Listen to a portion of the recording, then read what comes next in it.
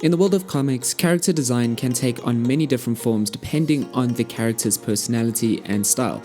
In one sense, we can find comic character designs that are a little bit more unassuming in the sense that there are characters based off of real life people.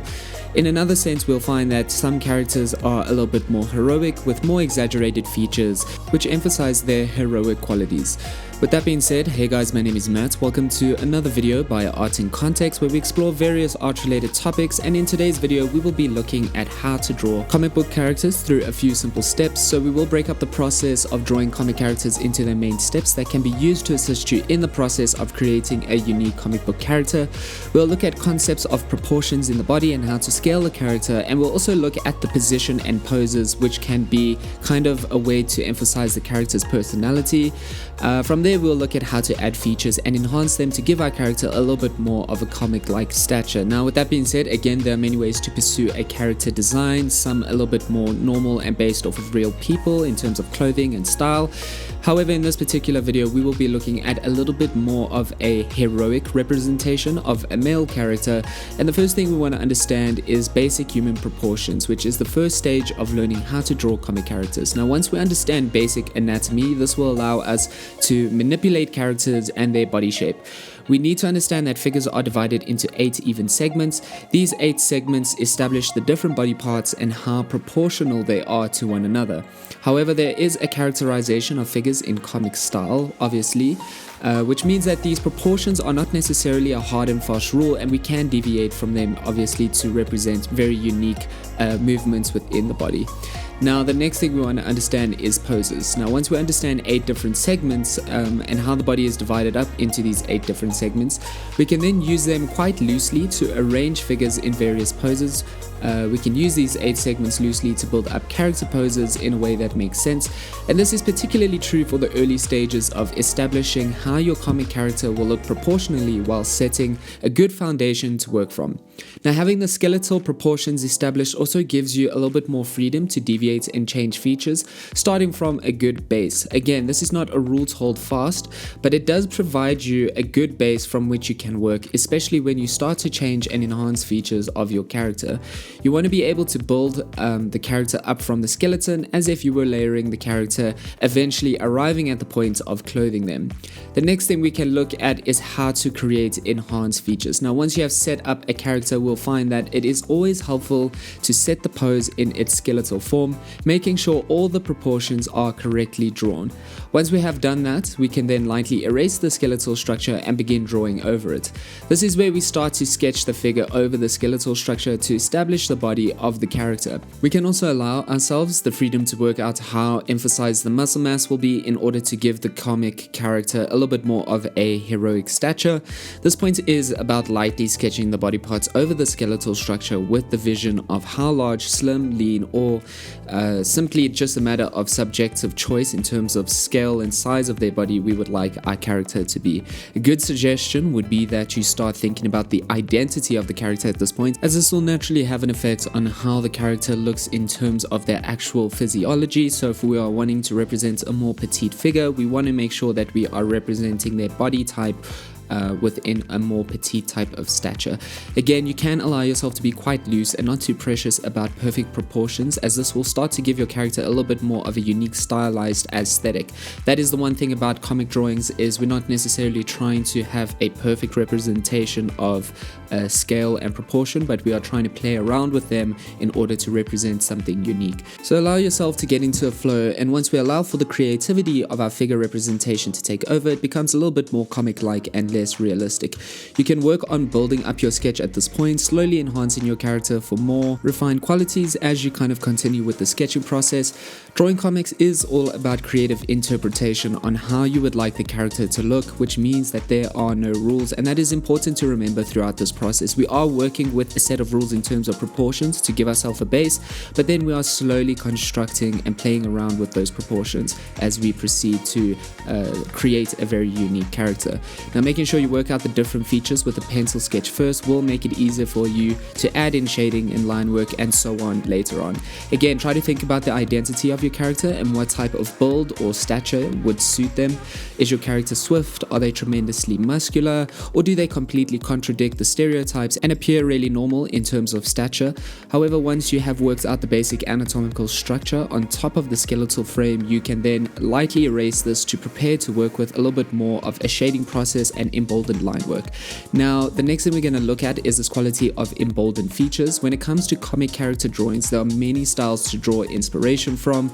A good suggestion would be to scroll through the internet and explore different comic styles, whether it is manga or just traditional American style comics. There are many ways characters are represented through different drawing styles. In manga, we have a very traditional ink type of drawing process that remains black and white.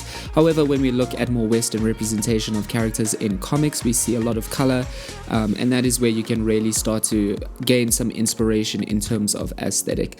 Again, the comic character drawing process is playful and open to interpretation of visual qualities, and this is true for how we represent both the anatomy of the character as well as the clothing part of the character. And at this point, we can play around with how we dress our character, which brings us to the next stage or step within this process, and that is clothing and attire. Now, this is perhaps one of the most iconic aspects of comic character drawing.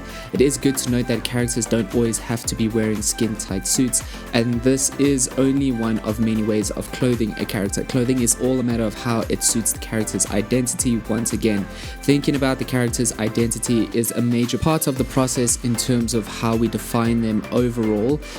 They could either follow the conventional route of a skin-tight suit, similar to that of popular characters like Batman, Spider-Man, or you can really play around with how to break away from those conventions.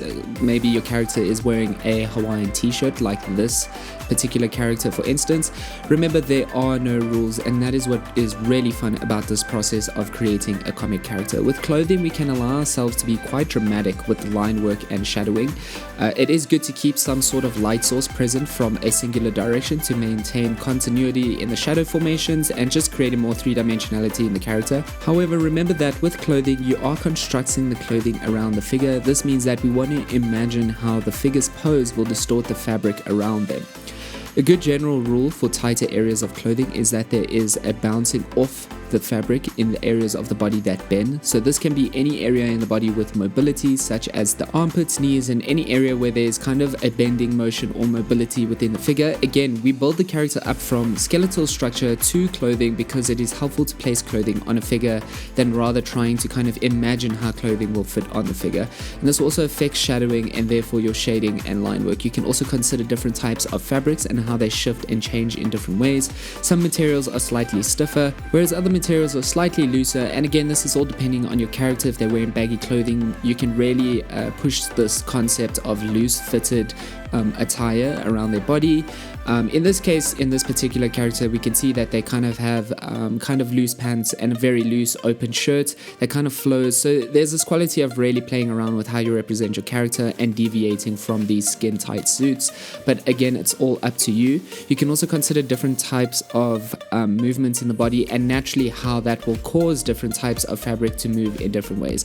This is particularly true in comic character drawings where there is a clear difference in the fabric of the pants versus the shirt. Obviously, naturally, this applies only to a character where you have maybe drawn a very clear distinction between their top attire and bottom attire. In this case, we can see how the pants have a little bit more of a heavy quality due to their blocky aesthetic on the legs, whereas the shirts have a little bit more rounded qualities and flowing qualities as it moves more freely around the top of the body. Now, this also applies to the headwear of your character and how you would like to represent their facial identity. When it comes to the facial identity, there is a lot of ways to approach this way of representing very unique aesthetics within the face. So if you're playing around with masks, again, look at some references, but play around with different hairstyles, masks, and other headwear that might contribute to the identity of the character. But otherwise, as we continue, the best way we the best way will be to establish the character's body first and then to clothe them, as this is not only easier but will give a more accurate representation of how clothing forms around the figure. You can also play around with how dark or light you would like the shadowing to be, and this is kind of later on in your character drawing where you start to really emphasize the darkness of various colors if you're playing around with color, or if you're not playing around with color, just to emphasize different tonal values within various elements and features of your character design. Otherwise, guys, there are many ways to establish shadowing in your comic character drawing, and that is completely up to you as well in terms of drawing style, which could be bold lines, fine line work, or however you choose to define the shadows. But otherwise, guys, you want to take your time with the clothing of the character, with each step building it up from its general proportional values to its refined shape, ultimately working on top of that skeletal form, building up your character and ultimately clothing them. And then we can kind of consider some more unique attributes. So for instance, this would be where we start to think about the hands and what kinds of weapons or tools or powers a character will have. This is a very unique part of drawing comic characters. Again, this is if you're kind of pursuing a little bit more of a heroic aspect to your character. And considering the powers and abilities of your characters is a really fun aspect of defining or creating unique qualities within your comic character design. So we can play around with weapons, energy beams, or nothing at all. Again, we can deviate from the stereotypes. Again, it's really up to you, but you can really play around with how you represent your powers and abilities within your character and how it enhances their actual character design. But once you understand the process of creating a comic book character through some of these key concepts, you can then consider inking and coloring and how this will ultimately complete the comic character drawing. This can have a major effect on the outcome of the character and contextualize them in various ways. Simply the choice of skin tone, clothing color, and the color of their powers will frame your character in a very particular way and can make them a little bit more brooding, light-hearted, or again just really normal in terms of their actual overall aesthetic.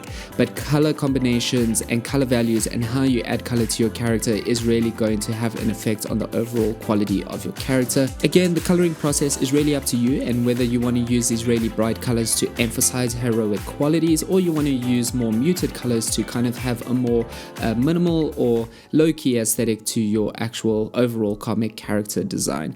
But otherwise, guys, there you have it, a few simple concepts to consider when you draw your own comic character. Remember some key things. We want to build up our character from its fundamental skeletal form, working with those even segments to define proportions, then playing around with deviating from those proportions to create more unique qualities and features in our character design, and ultimately building up our character through body stature and then finishing off with clothing, and if you would like, coloring in your character. If you did like this video, please do let us know in the comment section below if you are interested in similar or related topics, or if you would like us to go in depth into some of these concepts. Again, this video just covers a brief overall approach in terms of how to represent various elements within your comic character design, but you can let us know if you'd like us to go in depth. And please do like and subscribe. This does help us to kind of grow the channel, so your support means a lot to us. But otherwise, guys, thanks again for tuning in. That is it from me today. Until next time, see you in the next video. Cheers.